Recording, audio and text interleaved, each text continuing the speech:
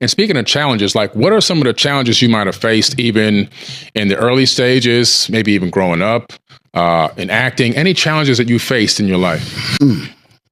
Well, the first challenge is surviving the black neighborhood, surviving the disenfranchisement, surviving not having a sense of self. How do you know where you're going when you don't know where you've been, where you've come from? You don't know who you are. Your uncles and your father, they're having to do nefarious things in order to survive and pay for you because we live in a system that's not balanced. How do you maintain your morality in a world that's dark and immoral? How do you avoid the puffy parties?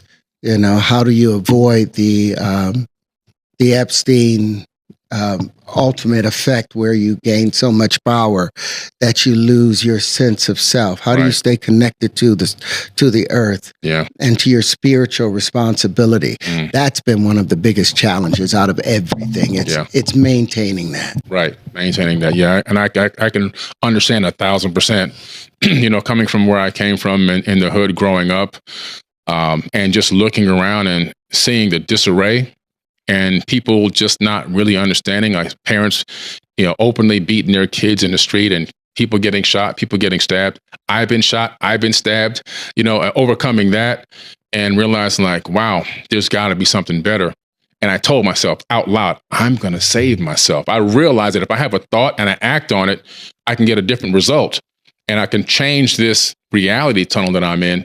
And so that's exactly what I did. And once I did that, man, I knew for a fact I was going to escape this hell. And I did. Yeah, it's like the superpositioning model we were talking about before, that fourth person perspective, that observational place. I've always said that, everyone sees a different horizon based on their height, their vision, and their imagination. Yeah. You see what you want to see. It crystallizes in front of you because that's all you're willing to speed up to. Exactly. Because it's just a matter of turning up your vibratory response, and then you can catch more inside of those little waveforms. But we at times have been told, okay, this is what you have to do. You beat black people. Into submission. Right. So black people have been beating our children into submission. We are of no value. So we might as well, you can shoot a black person and get less time in prison in comparison to shooting a white person, under the same circumstances. So we're taught that there is of no value in this thing called descendants of Al-Qaeda. Yeah.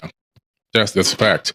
And so that's a big challenge for a lot of people. But I think that both of us are living proof that you can overcome these situations. It's a matter of your mindset and your vibration.